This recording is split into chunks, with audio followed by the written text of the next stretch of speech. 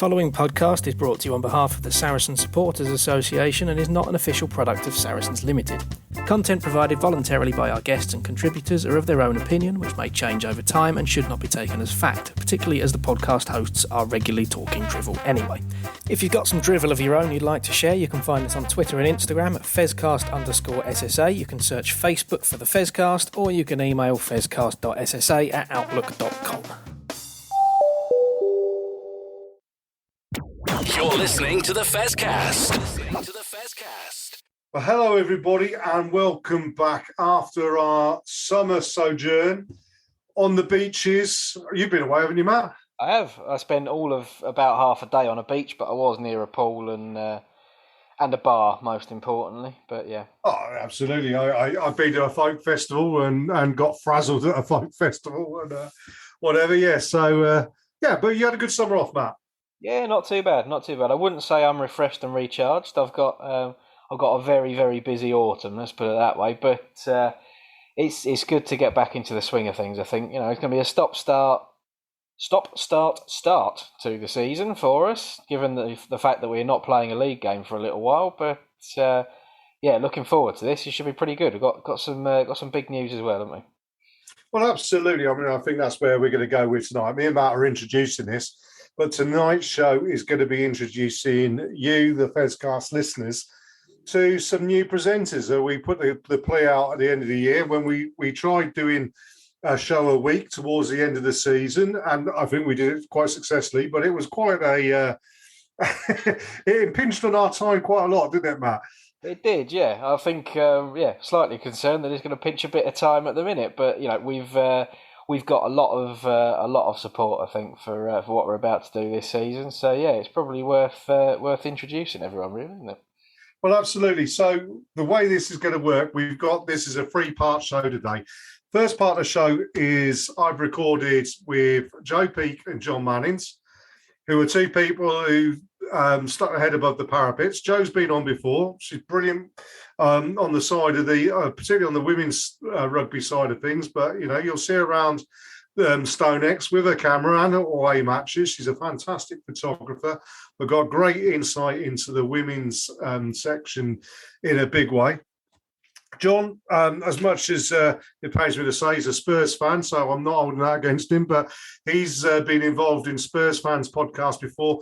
He's wanted to get involved, and we've welcomed him. So that'll be the first part. And then the third part, you're going to be talking to two other people, but you might as well introduce those, Matt. Yes, I am, yeah. So we've got Sam Norris, who's been a guest on the show before, as a long-standing, long-suffering Saracens fan, so really great to have him involved as well. He's a good podcaster on the financial side of things as well, which is something that both you and I don't understand at all, really, do we, Jez? But we've also got Barry Payne as well, who's a fairly recent convert to rugby and to Saracens, but in that short period of time, he's been a pretty dedicated fan as well. And as I said to him when we recorded, he's a big fan of amateur dramatics, and we're not short on drama here, and we're also not really short on amateurism either. So he's going to fit in quite well. Absolutely, and that's all good because these guys are going to take a little bit of weight off of us. We're changing the day that we're going to go live. It was Tuesday last season. This season is going to be Wednesdays. Still gives you plenty of time to listen to the Fezcast before weekend's games. Despite our amateurism, we'll try and present as professional a product as we possibly can. And I say, it worked out that's 2 parts this we're talking about. There is a third part. I was lucky enough to talk to Season 3's first club cult hero, which is the fabulous Mouritz Botha, who played for us for a number of seasons, 140-odd appearances for the Men in Black, an integral part of that successful team of the early 10s, as it were, and now coaching at Ampthill. So I had a chat with him about his time at Saracens, but also his coaching career at Ampthill, and also the big game that's coming up at StoneX, which I can't go to because I've got tickets for the Taylor Hawkins gig at Wembley. But you're going to be at the Ampthill game, aren't you, Matt? I am indeed, yeah. It'll be good to get there. I might even be able to bump into Mo while I'm there as well, and And also have a chat with a few of the lads at Ampthill that helped set that up for us as well, which would be quite nice. But yeah, and we'll have to see how the Stonex is looking after a summer with the West Stand, brand new West Stand, all opened up and ready to go. So, yeah, well, absolutely, it'll be good to find out what that how that is. And on this week's at the end of this week's show, we'll let you into our guest for our second show, which will be going out the 7th of September. We'll do that at the end of the show. So, but shall we get on with it, Matt? I think that's a good idea. I think we best hand over to you.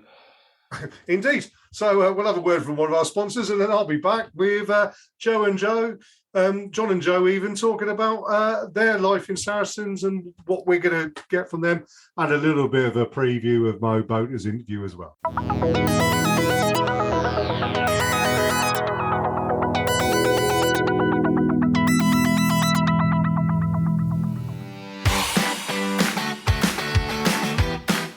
You are listening to the Fezcast, which is proudly sponsored by the Saracen Supporters Association, and I'm Alison Davis, one of the SSA committee. For a £10 annual subscription, the SSA provides our members with monthly newsletters, virtual and in-person player events, away match ticket allocations, and we organise pre-match gatherings at away matches. We sponsor men's and women's players, and we support the Saracens Foundation Track Club on behalf of our members. On top of all that, every year we have a seasonal SSA badge, which is exclusive to members. Where else can you get that much value for a tenner? Join now at membermojo.co.uk/SSA, or come and see us on match day in the Oasis at the Stonex. This is the Fezcast. Well, welcome to our first big part of Season 3, Episode 1, and it's my pleasure to introduce two of our new presenters on the Fezcast. You will have seen over the last week our announcements on Twitter and Facebook and Instagram announcing our new guest presenters. And I'd like to welcome to the Fezcast Joe Peake and Jon Mannings. Evening, guys. How are you both doing? Yeah, all good here, mate. Yourself? Yeah, very good. Thank you. Very good. So me and John have been talking football before we came on air, but we'll avoid that now. But yeah, Joe, you've been a guest on the Fezcast before, and you sort of stuck your mitt in the air when we talked about getting people on board. And yeah, great to have you join the team. I mean, you're going to bring to us a world of, brilliant behind the camera. So obviously, we know that you'll bring your talents from behind the camera to behind the microphone, but. You're a big follower of the Saracens women in particular, but, what are you looking forward to doing with the Fezcast, Joe? I'll tell you what, I can't wait for the rugby season to kick off again, that's for sure. I mean, this weekend's been good. I've been watching some of the pre-World Cup international friendlies that have been having. We've got some strong players coming back into the Saracens women's team, some new players coming back into the squad this year who were playing this weekend, put some really good turnouts on as well. So, yeah, it'll be really interesting to see. We've got some great signings, lost a couple, but yeah, some really great signings coming in. So I'm looking forward to seeing what Alex does with the team and getting some really good wins behind us again, ready to defend the championship with a bit of luck. Absolutely. It's interesting. You mentioned the players that are leaving. One big name in particular, Aleph Kelters, is not going to be at the club this year. She was one of our players of the year last season. But joining her, moving out of Stonex is Carly Waters, Katie Barnes, and Tilly Vaughan Fowler. It's 4 big names to lose there, isn't it, Joe? It is, and Aleph, I think I heard her described this weekend as the human highlight reel, and I think that's probably about what you can say about her. She's a fantastic player at 15s and 7s. She's clearly got a big year coming up with the World Cup, 15s and 7s, so I imagine that she'll be full force for the USA Eagles. Look forward to seeing her playing over there in New Zealand as well, and wish her all the best. Hopefully she'll come back at some point. Whether it's the Saracens or somewhere else in the Premier 15s, but she's a very talented player. And, Carly, Katie, Tilly, Tamara Taylor's gone as well. Again, real legend for the club. Sad to see her go, but wish them all well for the future. But we've got some good players coming in as well. Absolutely. Well, we'll look forward to you keeping us in touch with everything that's going on with the women's game for the season, and obviously putting your tuppence in on the other side of the on the men's side of the game, and also obviously Mavericks and whatever we get involved in and everything. So looking forward to you coming on board. Jon, this is your first exposure to the Fezcast, but you've got a bit of experience with podcasts in the past of those North London wannabes, I suppose, is the way I look at it. Here he goes. I've done plenty of podcasting in the past, but as you say, only for the best team in London. So now I'm looking forward to podcasting for the best rugby team in London instead. Well, yeah, okay, fair enough. We'll at the moment, looking at the league and everything, we could argue that one. We'll wait to the end of the season to argue about the best team in London. But yeah, no, it's great to have you on board. Although I think, to be fair, the person who's the real rugby fan in your family and the one who kind of dragged you along to watch the game is your boy, isn't it?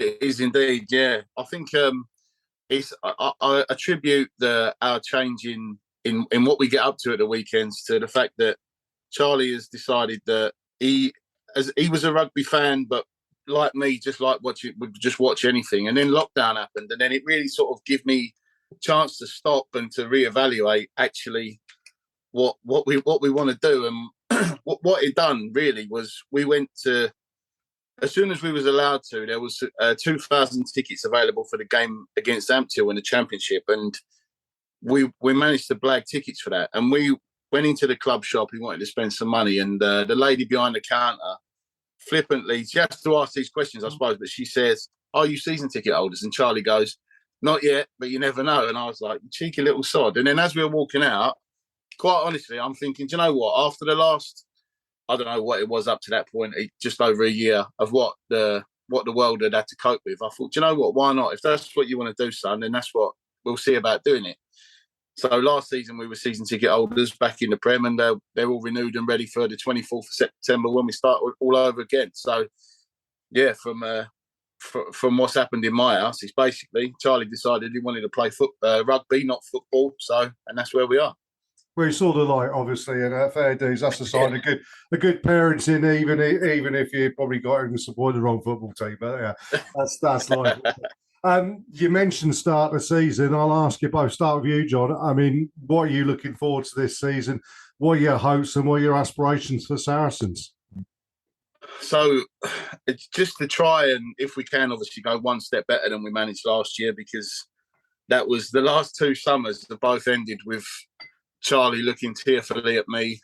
But after the penalty shootout between England and Italy in the Euros, and then again sat at Twickenham in June this year. But it'd be nice to, in all seriousness, I just want to be able to go there. I love going to Saracens. It's the only club, any sport, where I felt straight away I want to be here and I want to come again.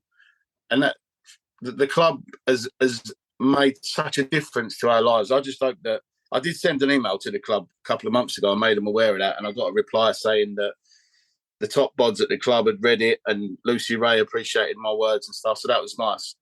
I want to get more people going. That's the frustrating thing for me. You've got this world class, everything about the place is world class, and it just seems that life travels on around, especially in that area. You wouldn't know it was there. It's like it's dropped out from the sky, isn't it? And I just want to try and get more people to know it's there and to get the attendances up, make the atmosphere a little bit better. But on the pitch, if we can go one better than last year, do that. But it's been nice to see how the younger players have had time. They've had more time on the pitch, obviously, because before their pathway would have been blocked somewhat by names which had to depart the club. And just to see that, we've had like Andy Christie and Matimi Shegan and players like that. It'd be nice now if we get some more. We've got some new ones coming in. Eduardo Bello came on, for example, yesterday for Argentina, made a big difference. They didn't concede a point after he came on against the All Blacks. So see some new players, see the new kit, get back up there, back in the Oasis for a drink, and enjoy the rugby again.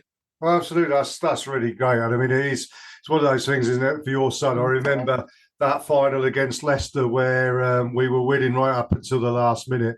My niece, Rose, would have been 10 or 11, not used to disappointment, I support Essex cricket. I support West Ham football. I support Saracens. I'm used to disappointment over the years. It's kind of like, that's the way it goes. But seeing her next to me crumple, and my wife turned around saying, put her arm around Rose, and they're just saying, "Oh, it's just a game." When what I wanted to do was get on the field and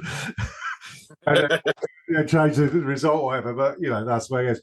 But what about you, Joe? We've mentioned the women's game and everything. Obviously, you want to see Saracens women retain and defend their status as the number one club. What about the men? What did you enjoy last year? What are you looking forward to this year? Yeah, I think a bit like John, really. They just need to make that final step. A bit of a slow start, I think, last season, and hopefully they can make a better start to the season this year. A bit more consistency. Hopefully some of the results will go their way this time. But as you say, we've got the new West Stand there. Hopefully we can see that whole stadium packed out every game this season for the team. And get the results that we know that we can expect from the team. So I think just consistency for the team, I think, is what they need this year, and that's what I'd like to see, because we know that they can put in some sterling performances, usually against the tougher teams, and then seem to sometimes sit back a little bit when they're playing the teams that are perhaps a little bit lower in the league than them, and that's where they perhaps might come a little bit undone. But I'm looking forward to it. I think they got some class players, and hopefully they can just get past the same stage as they did last year, and definitely in just provide the fans, the loyal fans that come out week after week, supporting them, travelling around the country, and I think again I agree with John there. The club is doing a fantastic job in terms of getting the players linking more in with the fans, and getting that interaction. And I think, that helps bring in people to the game, especially the kids. Kids want to come and watch their idols play. I see it at the women's game weekend after weekend, and the players spend hours, much to Mel's and Alex's probably frustration sometimes whilst they're trying to get them back into the changing room, but they'll spend hours signing autographs, taking pictures, and I think that interaction and the family nature of the club, I think I'd just like to see across the board, and certainly I've been to the Mavericks games as well. I think they're a really good team, and hopefully they can step up again for next season as well. Absolutely, yeah. Well, there's big changes there that we heard at the Saracens AGM from the Mavericks, and I know Matt's going to try and get some of the guys of the Mavericks into a show coming up. What we do need to talk about now, though, is just very briefly, I've done an interview with Mouritz Botha, which we're going to play in a second. Mo, it's a bit before your time, John, as we discussed already. But Joe, I made the executive decision in my position, as I can do, to make Mo Botha one of our club cult heroes, but indefinitely he's one of those players that epitomises, came from Bedford, fairly unlauded, not too well known, still played 140 odd times for us, played with a smile on his face, but also a steady determination to win as well. What are your memories of Mo Botha, Joe? I can remember him first coming across to the club and just having, I think he definitely brought a steely determination. I think is what I'd say. You always knew he was on the pitch, but as you say, would always have a smile for the crowd. He'd always have a smile. Sometimes a little bit tongue-in-cheek to his fellow players, especially if something had perhaps gone a little bit squiffy, should we say. That's probably the thing that I remember most about him, that a slight little wry smile that would occasionally cross his face, perhaps when the yellow card should have come out or should have not come out. But, it was sad to see him go. I remember him going across to the Sharks there back into South Africa. I understood the reason why. But he was, a real stalwart for the club for the years that he was with us, for sure.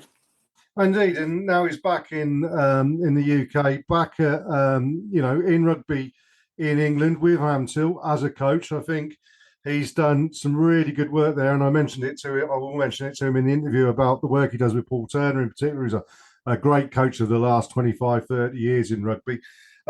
Still got a shock of long blonde hair there. He hasn't changed one little bit there. But it's well worth listening into this interview that's coming up. Well, Joe, John, thank you for joining us on this side. We look forward to your input over the forthcoming season, on season 3 of the Fezcast. I'm sure you're going to bring to it a new direction, new voices, new perspectives, perhaps a little bit different to what me and Matt have already done. Maybe less opportunity for Jez rants, but you never know. We'll wait and see what happens in Autumn International, shall we? But thank you for joining us, and we look forward to all your input on the Fezcast this season. Cheers, Jez. No worries. Thanks, mate. And here we go. Here's my interview now with Mouritz Botha from Ampthill Rugby about his time in Saracens and the forthcoming match against Ampthill this Saturday coming.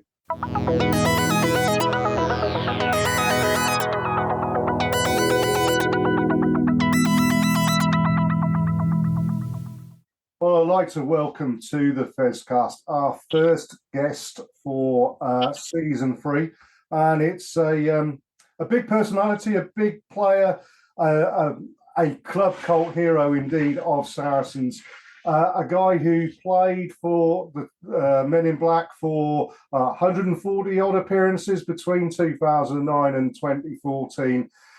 Came to us from Bedford Blues, played for Sharks, played for Newcastle Falcons, now coaching at Ampthill, where we will be playing, they'll be playing at StoneX. Welcome to the Fezcast, Mouritz Botha. How you doing, mate? Very good, thank you. Thank you for having me. Absolutely. No, it's been absolutely you're someone that we wanted to get on the Fezcast for a long, long time, and it's great that we've been able to. And as I say, we're making you a club cult hero, joining the likes of Chris Chesney and Alex Good and various other guys, Will Fraser. You definitely at Saracens were a fan's favourite, number one. Well, thank you very much. It's a big honour. Well, yeah, I mean, you came to the club fairly unheralded, coming from Bedford Blues at a time when, Saracens were known as bringing in superstars from all over the world, and you came up from a league below.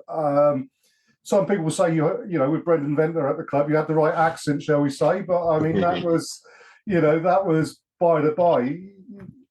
As I say, unheralded you came, but soon, showed your worth on the field. I mean, what are your memories of joining Saracens at that time?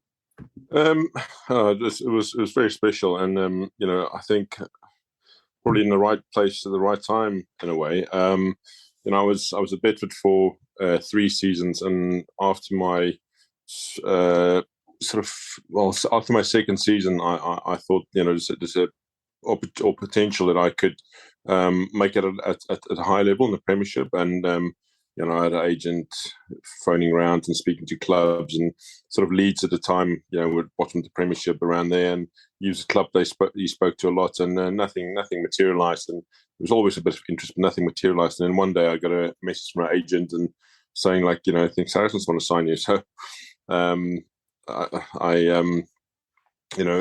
spoke to him, and then Brendan Ventnor was going to phone me. I was working full time at the time, and I had my phone propped up on my desk all day, old Nokia phone, and it didn't ring the whole day. It was a Friday. I was gutted. I was checking the signal every 5 minutes. But then he rang me on a Sunday while I was at home having a little family barbecue, and invited me down for an interview, and so the rest is history. It was a special time joining Saracens. I like to call it Saracens Revolution.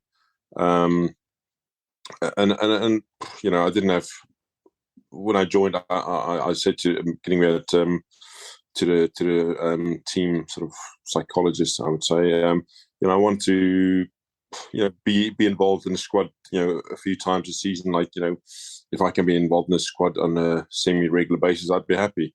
And then halfway into pre-season we had another chat, and I said to him, I would like to play first team. I want to start most games this season. And it was sort of, I don't know, some time into the season or end of pre-season, that I said to him, I want to play. I think I can play for England. I want to play for England. And I don't know why or how, but I really had to apply myself in that first pre-season, and I was commuting down from Bedford for that time, and I think it really helped me as well, because I had time to think and prepare myself in the morning and the afternoon when I'm driving back. I had time to sort of almost debrief myself and think about all the learnings of the day. And I learned a lot during that pre-season, and it's sort of really accelerated my growth, and I was able to perform at Premiership level. It's interesting you mentioned the Saracens revolution, and it certainly was a revolution at that time, and Brendan being the catalyst for that. And we still see Brendan around the club. He obviously retains a great love for the club, and certainly people who leave, like yourself, that whole culture. Do you keep in touch with the guys that you came from? I mean, you joined at similar times to the likes of Brad Barrett, Alistair Hargreaves, those about, and obviously people like Owen Farrell were coming through the system, Alex Good, etc. I mean, is there it's 10, 11 years since we won the Premiership for the first time. Do you have a reunion, have a couple of beers, a bit of a barbecue, or? Yeah, well, we've got an old boys chat, and sort of most of the guys from that time are on that chat. We've got even Glenn Jackson and Justin Marshall and Moses Rauluni. They're all on that chat as well. And it was it last season when not last season, season before, when Sarries played Ealing. When they were going to play Hartbury, we weren't going to have a sort of reunion, Premiership winning squad reunion, and then that got cancelled, obviously. But then we had sort of a reunion when Sarries played Ealing at Stonex. So we got together, had a few beers, and but I get along for a game every now and again, and there's always old faces. Vivian's always there, Alistair Hargreaves there, and Chris Wiles. I was at the final and semi-final, and loads of old boys were there, and it's always nice to see them. And but we keep in touch. We speak every now and again. We're all in a group chat, like I said, so we definitely stay in touch. Excellent. Well, that's great to see. And I mean, obviously, you've got to have a sense of pride in seeing what Saracens achieved and being in the forefront of that. Obviously, Saracens' history, and we're not going to delve into it because we've done it to death, but Saracens' recent history has been difficult, including a time coming down into the Championship, a time which I think was actually good for Saracens, that allowed them to reassess, readdress, and just reaffirm what the club's all about. You're now in the Championship with Ampthill as a coach, and one of the very best coaches. Paul Turner as head coach, he's a man who I've always rated. But I mean, first of all, why coaching? Why did you decide to go into coaching? Was it just a natural progression for you? Is it something you always? No. Sort of not really. It wasn't until quite late in my career that I decided I wanted to coach. I couldn't quite make my mind up for a long time on what I wanted to do, but I think my experience at Saracens was the sort of the catalyst of which got me to coaching. I had a great time as a player, not just at Saracens, but at other clubs as well. And when I was at Saracens, it was special. Like the old saying, like, we're there to make memories, and truly made a lot of memories, a lot of friends. And I want to give players the same experience. I want players to create memories, and to really enjoy their time as players. We are very privileged to play rugby at a professional or semi-professional level. You're very privileged, and it's something you should enjoy.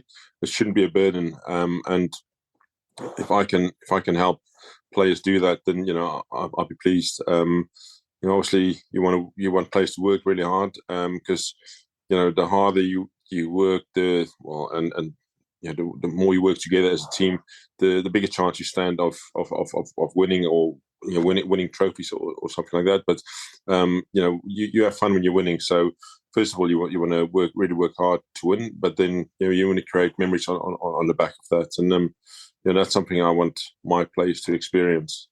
Well, yeah, absolutely. I mean, there's something I got involved in a discussion on one of the ruck.co.uk or something about coaching, where someone had put, about how you've got to be tough when you coach because you've got to bring up kids that they're going to. And I just thought, what absolute twaddle, particularly kids. I know I coach an awful lot of kids, and I'm sure, but it's the same when you're adult. You're going along because you play rugby because you enjoy the game of rugby. No other reason than it's something.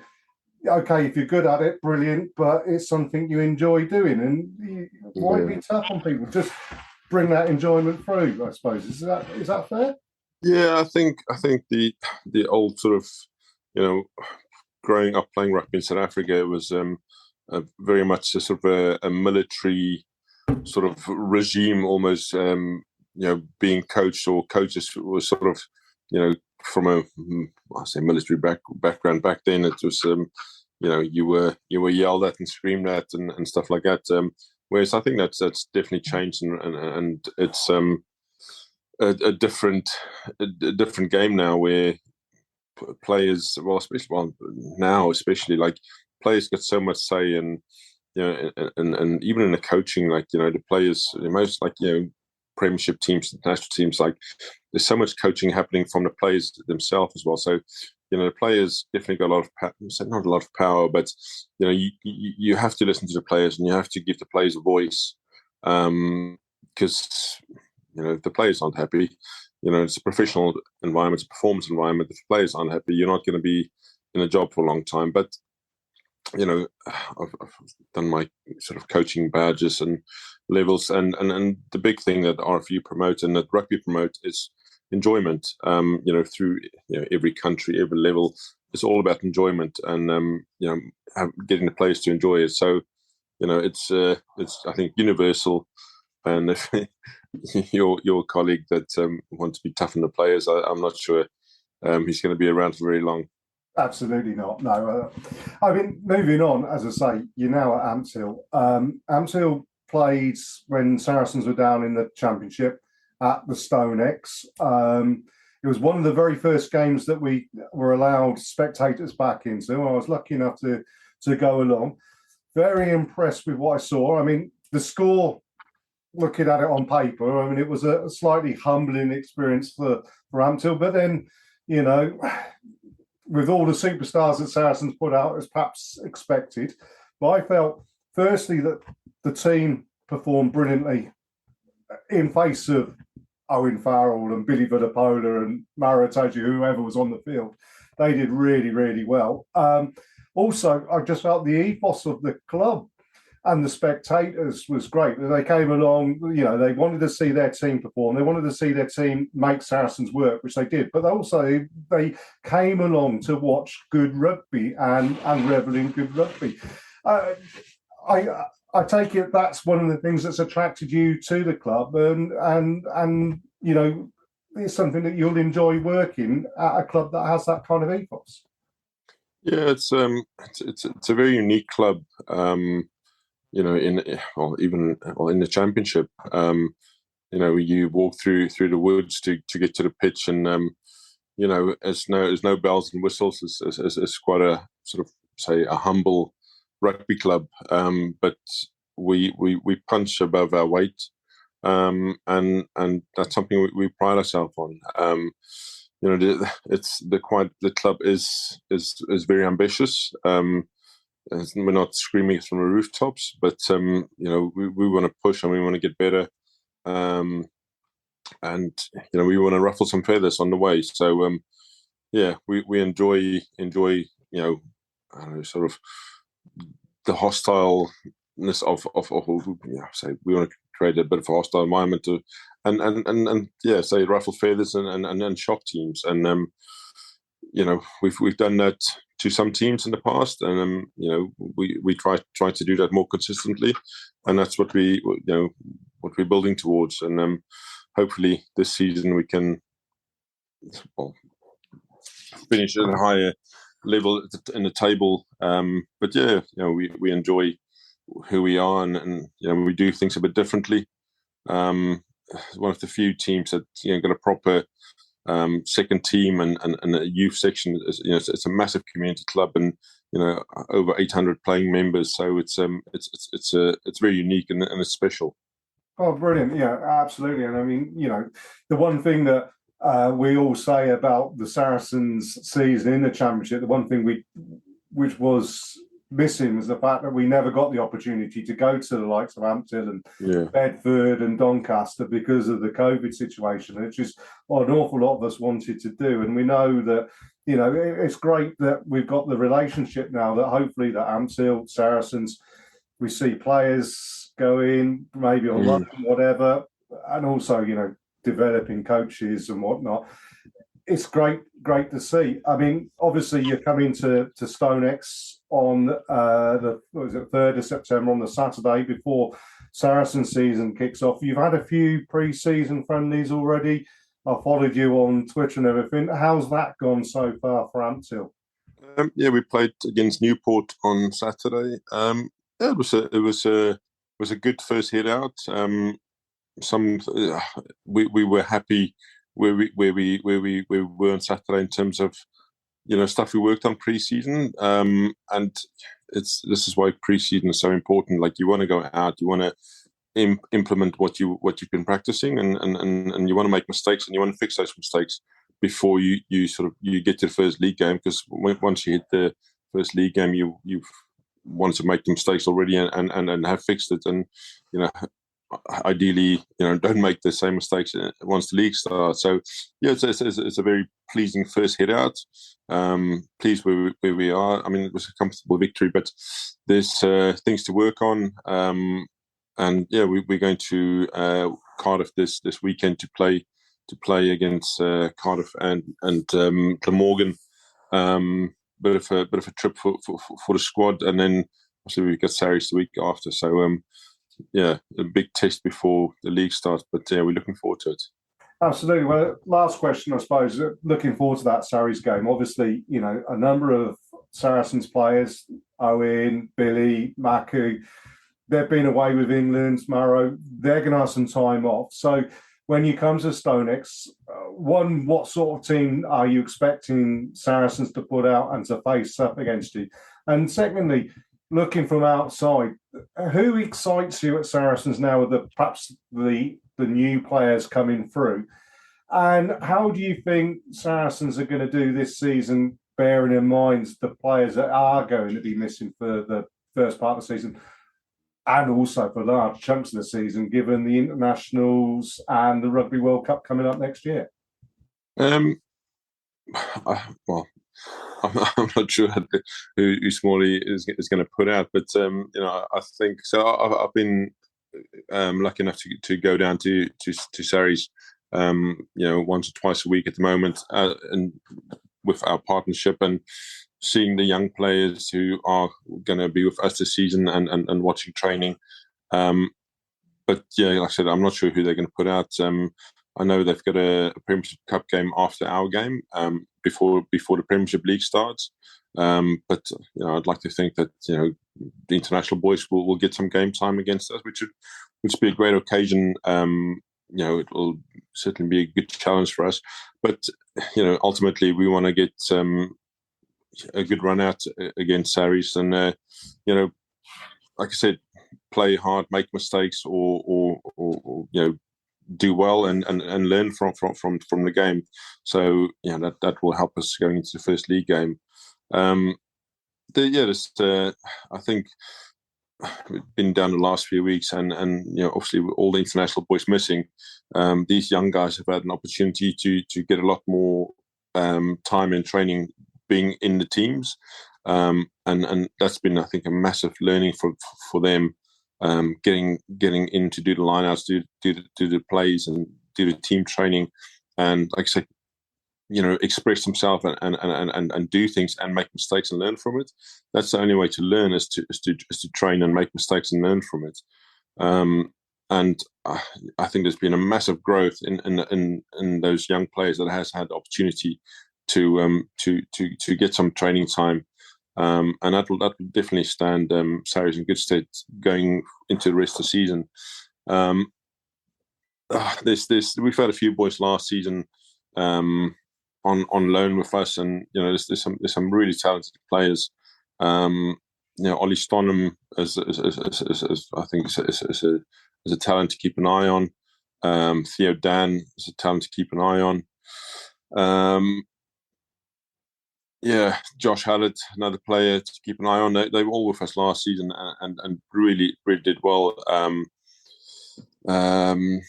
Sam Wainwright was with us last season, and he did really well, and got capped this in the summer. So there's definitely a good bunch of players that you have to keep your eye on. I think that the time in the championship as well will pay dividends later. I think a lot of young players got exposure that season, and in the long run, that's going to do Sarries well. I think obviously last season lost in the final, but I think from the outside, if you're looking in the Sarries team now, you don't recognise a lot of names, so you're questioning the depth that Sarries have. But if you know the players and you've seen them, there's a lot of depth. And like I said, this pre-season with the players getting so much time training in the teams, the depth has definitely grown. So I think it's. I said when Sarries got relegated, I think that they poked the bear and will be back stronger than ever. So hopefully, Sarries can build on what they've done over the last 2 seasons. They were season and champ and last season, and really take a step up this season.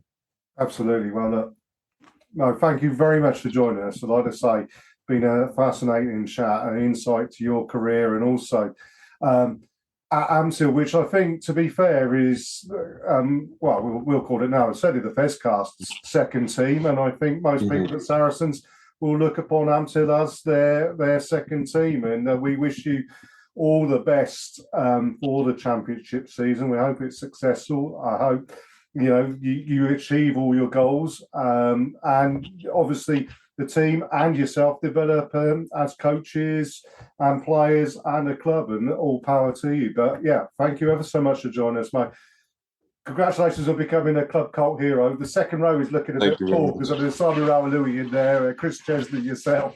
We might have to push Chris out into the back row. But it's fantastic. And thank you for joining us on this. And as I say, anybody sees you at StoneX on the 3rd of September, I'm sure if they say hi, that'll be great as well. Thank you very much, mate. It's a real pleasure. Absolutely brilliant. Thank you very much, mate. All right, mate. Take care.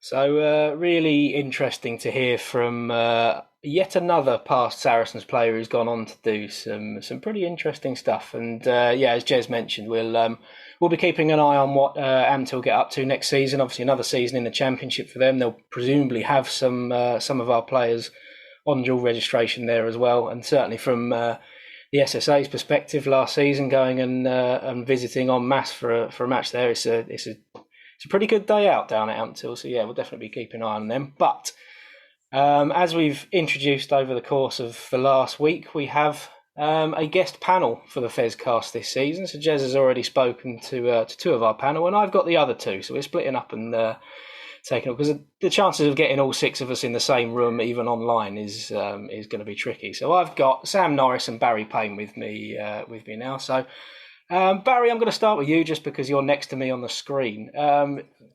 First of all, how are you doing? And thank you very much for joining us on the Fezcast this year. I'm doing very well, thanks, Matt, and thanks for having me or giving me the opportunity to join in and hopefully contribute over the course of the season. But it's been a good summer. Obviously, the new shirt came out as well, so we're looking forward to getting that and all getting set for the start of the season now.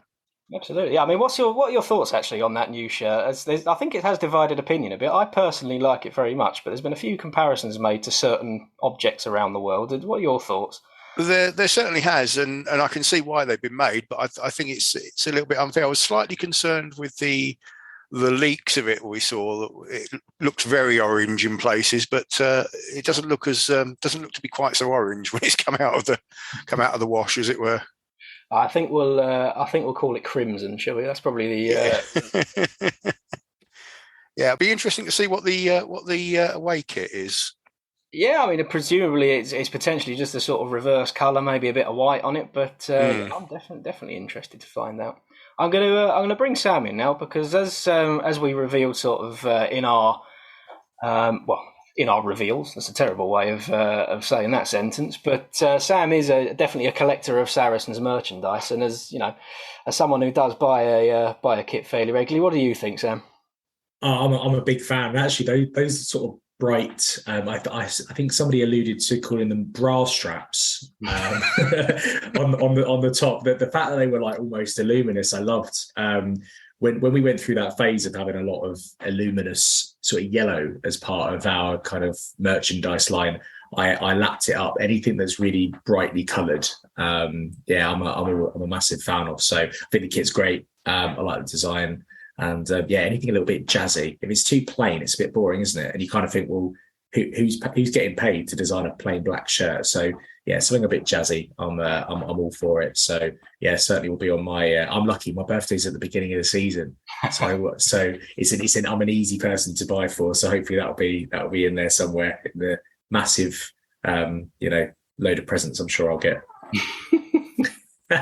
No, fair enough. I mean, I really like the kit as well, despite the comparisons to a tube seat. I think it is a pretty good look, and like you say, it's got to be a bit of variety. But for anyone who wasn't following us on social media over the last week, we should probably introduce the two of you a little bit better than I have already. So Barry, just starting with you, just give us a little potted history of your time as a Saracens fan and what actually led you to be a Saracens fan in the first place, because it is a fairly recent story, I guess. It is, yeah. Like a lot of Saracens and rugby fans in general, probably. I'm a convert from another team sport that we won't mention. Wasted my life supporting Brentford through thin and thinner, and they only started to get some thick when I stopped going in 2010. But I ended up going to my local rugby club, which is Luton. And from there, they were a Saracens partner club. I think technically they still are, but they weren't particularly active with it. From there, I wandered along to what was then Allianz Park on the 14th of February 2016 for an exceptionally cold and exceptionally disheartening match against a club who'd recently moved to Coventry, who we won't mention. But despite the score and despite the absolutely freezing weather, I was hooked. And by the end of that season, I'd convinced myself to buy a season ticket, which I've had in the East Stand ever since. And I don't get to all the games, unfortunately, and I don't get to too many aways, but I'm certainly as much of a fan as I can be. And yeah, that's kind of my story. So from football via grassroots rugby all the way up to Saracens, and my favourite Saracens moment, I suppose, has to be that final in Newcastle. And sitting right up at the top of the main stand, where I was fairly convinced I could see Holland at one point, because you're so high up in the air. And that Billy Vunipola try, because I was screaming for him to go for the 3 points, because if you remember, Leinster had just had a man sent to the bin, and we had a penalty virtually right in front, and we went for the scrummage, and Billy was brought down just short, and I could swear I heard all the Saracens fans around me sigh, and then this big hand came out and just thrust the ball over the try line for the 5 points right underneath the posts, and the place went absolutely ballistic. No, fair play. And you've definitely got one up on me as well, because I've in my slightly more years, believe it or not, of supporting Saracens, I've seen us in 2 finals and we've lost both. So I'm not the lucky charm.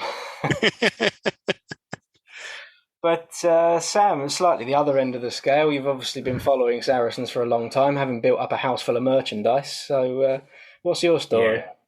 Yeah, I had to. I actually looked this up to see when this game was. My first ever game watching Saracens was November. Oh God, I've forgotten now. Was it 1996 or 1997? I think it was 1997, where we played over at Enfield against Western Samoa. So Michael Lino was playing, Philippe Sella. I was a kid. My dad's rugby through and through, and so I was always going to be taken out of Saracens at some point. And my love for the club just started there and hasn't really wavered. There's been a couple of years sort of when I was at university and stuff like that where I didn't get to as many games, but pretty much been consistent throughout that time. So whenever I sort of speak to anyone about rugby and they were Saracens, glory hunter, I'm like, you must be joking. I've seen us lose at home to London Scottish. Okay, so there is no glory hunting going on here. I'm one of those fans that is enjoying it while it lasts, with the hope that every season we'll just continue winning. But I'm very well aware of what the other side of it looks like, and for much of my time we've been a struggling team. But I've pushed through the thin and the thin, as Barry mentioned earlier on, and thankfully it's getting a bit thicker now. I think.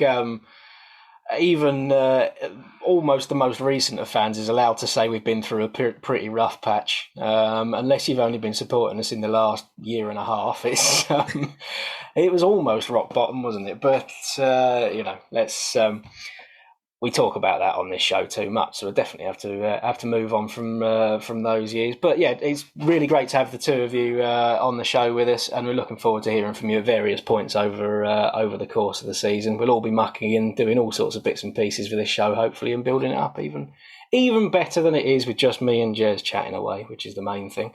Because I think people are sick of the sound of our voices. But... I don't think so. No, I don't think so either. I actually think that you guys have a great rapport and people love listening to it. Before I got involved, I was listening every week. So, and I know that's the same with a lot of people. So don't put yourself down, Matt. We're here to support.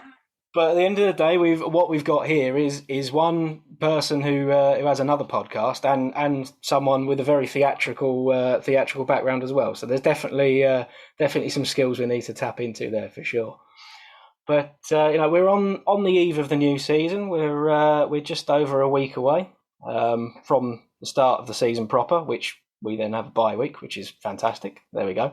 But we have got a pre-season friendly against Ampthill, and then I was going to say LV Cup. That's many years past. A Prem Cup match midweek as well. But obviously we'll be a little bit stop-start. And we don't really know what we're going to see until the first few games of our season, which pretty much pushes into October. But Barry, for yourself, obviously the season just gone, falling just short of the league title and a few matches short in Europe as well. Is what did you take from last season, and what are you looking to see in this next season going forward? Is there progress to be made? Is there changes that we need to make?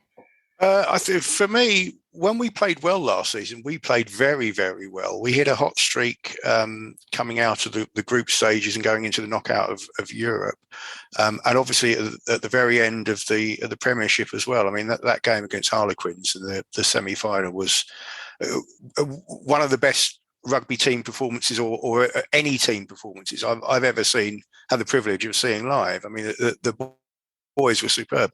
I do remember saying, actually, I just hope they've left a little bit in the tank for next week, and we all know what happened the next week, unfortunately. But I don't think we need to improve too much. I think it was going to be an interesting season for us this year because of the unavailability of the international players. I think that's going to have a big say, not just for us, of course. It's the same for all the clubs.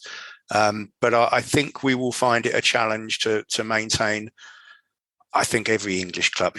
To be honest, I think every English club is going to find it tricky to challenge on two fronts this season, whether it's the main European competition or the slightly less glamorous one. But I think we've probably got as good a chance of any because Mark McCall and the coaches are just superb at managing game time, managing players' fitness, their availability, and keeping them fresh. And I think we will challenge, but I think it's going to be a tricky season all round. Yeah, I guess added on to that from my perspective is last season. I think even sort of the most optimistic people would have said let's just stabilize a little bit. Let's maybe try and get into Europe. That's the Champions Cup, Europe. See where we go in the Challenge Cup. But it ended up being, to use sort of a football analogy, the scenario where we felt like we dropped 2 points at the end. I think just getting to that final. If you said to somebody at the beginning of the season we're going to get to the final, they would have snapped your arm off, even if we were to ultimately lose it. But going to that final and watching it and seeing how the boys played, I think they will be bitterly disappointed because whatever you want to read in the papers, my humble opinion is we lost that final as much as Leicester won it. In fact, maybe even more so. We didn't even play 10% of where we could be. You might argue that Leicester stopped us from playing, but actually I don't believe they did. I just think we were poor. And if we played even 10% better, we would have won that game. We'd be having a different conversation now. So I think that's going to really motivate the players. We know what they're like when the chips are down. They tend to play their best when they do that. Like Barry says, I don't think we need to improve a huge amount off last season. I think there are certain players within the squad that I'm expecting to be better than they were last year. So they will almost be like new signings. I can't believe I'm about to say this, but I'm actually expecting Benel to be better than he was last season. He just seems to be a player that just gets better and better.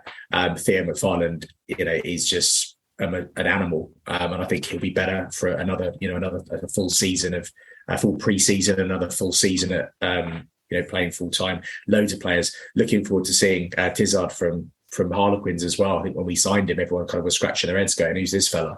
And then he had a phenomenal season. So I think we've got some cracking players that aren't necessarily going to be on England duty.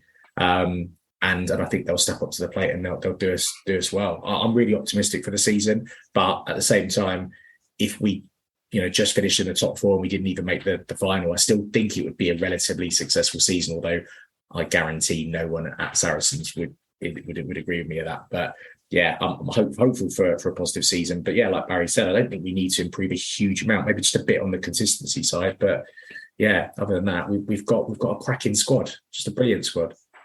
Yeah, it's a comparatively smaller squad compared to a lot of other teams in the league. But that is because we have got that core of England players who, yes, they will be on a higher wage, but that is why we have actually 20 players less than some teams in our senior squad. But as Barry said, I think that means that fitness and injuries are going to be absolutely crucial to the state of our season, because we are reliant on second and third choice players who we've got some very, very good second and third choice players, but they're going to have to play a hell of a lot more than some other clubs would do. But the key thing is, players have left. 5, 6, 7 players have gone from that sort of middle of the squad. Other than perhaps 2, Vincent Koch and Tim Swinson, who were in that starting 15. We've brought Tizard in as potentially almost a direct replacement for Swinson, really. I think he could very easily just jump straight into that first team squad, despite the amount of talent we have in that second row. And we've obviously brought in several tight heads to replace Vinny, plus Marco Riccioni, who didn't really play last season because of injury and is effectively like a new signing as well. So I think they've been pretty shrewd in what they've done, but I think we'll revisit Barry's comments on fitness by the end of the season, possibly, because I think that is crucial. Yeah, I think it will be interesting. I mean, Sam mentioned Hugh Tizard. It'll be interesting to see what sort of physical shape he's in at the end of the season as compared with now. Well, I say now, as he was at the end of last season when he played in the semi-final against us. I thought he was carrying a little bit of extra weight, and if anyone will sort that out, I can guarantee you the S&C boys at Saracens will certainly have him running around old Albanians for the summer. Yeah, just ask Will Skelton. But, yeah, exactly. Yeah, I can see Tizard playing a really important role this year, actually, as a young player to come into, a very successful side. I think there's probably a little bit, I wouldn't say maybe there's a weight of expectation, but I think just the manner in which he did perform last year, in a Harlequins team that seems to be all about the backs plus their number 8. To perform the way that he did as a one of the type 5, I think was really, really good. Young player, obviously heaps of talent. And I think, I think one of the reasons he's come to Saracens is purely because he believes that he's the consistency of our coaching setup is obviously a lot better than most clubs, and I think he's hopefully seen that and realised that that's potentially where he can add a lot to his game. He's seen the likes of Skelton, come in and just be turned around by Saracens, and I think we'll do the same with him. I think he's going to be cracking. Really looking forward to seeing him in a black and jazzy red shirt. Absolutely. Now, this time last season, Jez and I had to sit and try and predict what we thought was going to happen and tell everyone our hopes. Obviously, a very difficult season, sort of coming out of the Championship, but with a Premiership standard squad, it was very hard to do. And we actually both got a lot of stick for saying we'd be happy with top 6 qualifying for Europe. This season, who knows? Which one of you is brave enough to sort of stick your neck on the line in the first place and say where you think, not necessarily where you hope, where you think we might end up finishing this year? Go on, Barry. Okay. First chance to make a fool of myself. I think we will definitely finish in the top 3 and probably the top 2. Europe, I think, is going to be slightly beyond us. I think we'll probably get to somewhere around the knockouts or the quarterfinals, and then I think it's just that we don't know what's going to happen with injuries, as we said, and it is a smaller squad. We do need a little bit of luck to do that, but I'm pretty confident we'll be involved in the end of season party in the Premiership. But I think Europe might just be beyond us this year.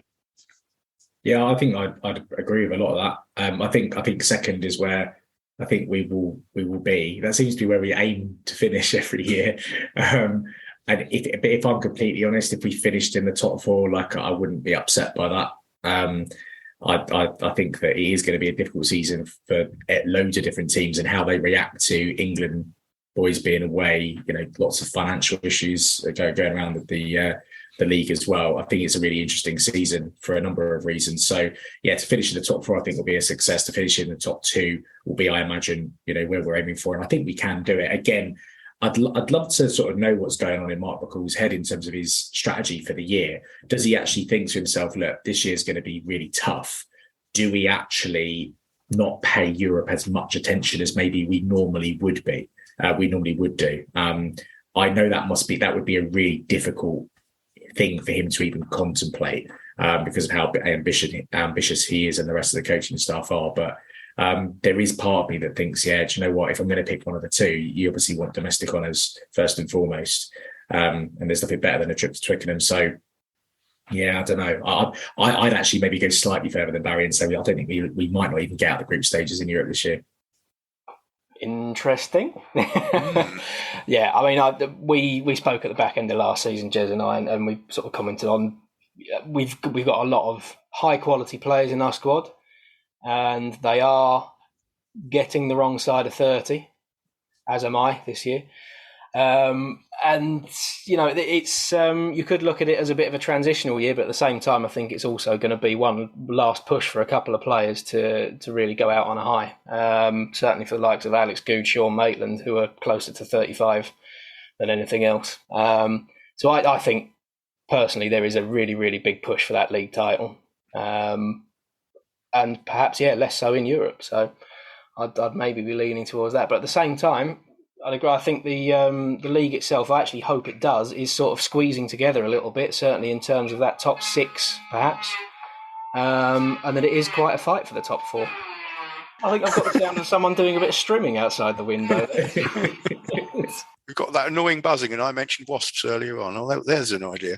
Well, I think a total amateur failure is actually a good point to certainly kick off the Fezcast for the season, because it is the standard that we normally aspire to. So absolutely, it's probably worth leaving it there now. But Sam, Barry, like I said, we're really looking forward to speaking to you over the course of the season. I know we've got some good interviews and things lined up with players, coaches, staff, etc. I'll say no more for just a second, but you'll certainly be front and centre helping us out with that. But yeah, looking forward to the season, guys. Thanks very much, and we'll speak to you again soon. Excellent. Cheers, look forward to it. This is the Fezcast. Well, thank you, Matt, for that interview there with Barry and Sam. And as I say, we spoke to John and Joe in the first part of the series. I hope everybody agree. They've got a great enthusiasm for Saracens. They're fabulous fans. They've got great opinions and are not afraid to share those opinions, which is what we want. And hopefully they're going to add a huge amount to what you and me have started off over the last 2 seasons, Matt. I hope so, yeah. I mean, I do think some people are probably sick of the sound of our voices, so it's good to have a bit of variety involved, I think. But I don't know whether you can hear what's going on outside my window now, but we've had the streamer in the last show with Sam and Barry, and now I've got 2 car horns going on. So I need to find myself a studio, really, don't I? This is getting silly. Well, I tell you what, I've got people digging up outside to put in broadband, which might help with Zoom interviews and everything. We'll say Zoom interview with MoBo Botha, that was great. He was an absolutely fabulous interviewee and wonderful to talk to. Someone who is so enthusiastic about rugby, Matt. Yeah, no, he's a brilliant character as well, and certainly a club like Ampthill is massively benefiting from what he can offer. You know, he's got experience of winning the Premiership with Saracens for the first time, but also experience of coming up through the ranks in the Championship. So, really perfect fit for a side like Ampthill, and yeah, with him and the likes of Vinny in Ampthill as well. I'm interested to see what they can do this season. I think they might cause a couple of surprises, particularly if they've got some of our young guns playing for them as well. So we'll definitely keep an eye on what they're doing over the course of the season. Absolutely, and as Mo said, in games when we're perhaps away and you can't make an away game to Newcastle or whatever, and Ampthill are playing at home, you know, it's not that far up the road for a lot of us, and certainly not for me. Let's get over there and, as I said in the interview with Mo, let's make Ampthill every Saracens fan's second team, shall we? I think that's a pretty good idea. Absolutely. Well, that's enough for this week's show. Going to throw in now the taster for next week's show, and it's a biggie. We got in touch with the club, Ollie Shapley, who's our contact there, and said, look, you know, we really need to speak to someone from the club. Who can you give us? So next week, Sam and I did an interview with Lucy Ray, which is absolutely fantastic. And it was great of Lucy, who's obviously a very, very busy person. But, you know, for her to spend some time with our little podcast talking about the subjects that really matter to us as fans. And, you know, she was very honest, very open, and I think it's going to be an illuminating interview. But that's something to look forward to, going live at 6 a.m. Wednesday, the 7th of September, Matt.